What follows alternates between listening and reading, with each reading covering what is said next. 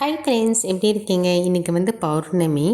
இன்றைக்கி நிறைஞ்ச பௌர்ணமி. அதனால் உங்களுக்கு ஒரு சோஸ்திரம் சொல்கிறேன். ஞானமும் நல் வித்தையும் பெற.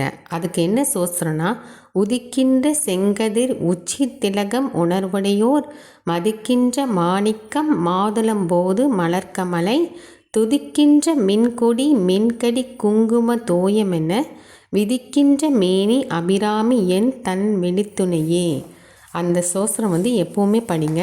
அடுத்த சோஸ்திரம் உங்களுக்கு என்ன சொல்ல போகிறேன்னா, அதாவது பூர்ண புண்ணியம் தடையின்றி பலன் தர.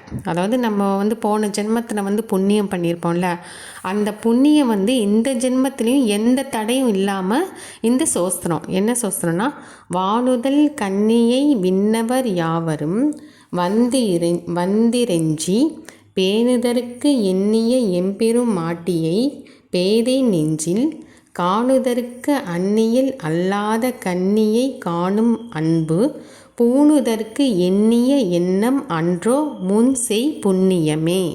இதுதான் அதாவது பூர்ண புண்ணியம் தடையின்றி பலன் தர. இந்த சோஸ்திரம் படிங்க. எப்போவுமே நாங்கள் நம்ம எப்போமோ ஒரு இந்த ஜென்மத்திலையோ போன ஜென்மத்திலையோ என்ன பாவம் பண்ணமோ என்ன புண்ணியம் பண்ணமோ நமக்கு தெரியாது. போன ஜென்மத்தில் அந்த புண்ணியம் இந்த ஜென்மத்தில் வரணும்னு சொல்லி இந்த சோஸ்திரம் கொடுத்துருக்காங்க.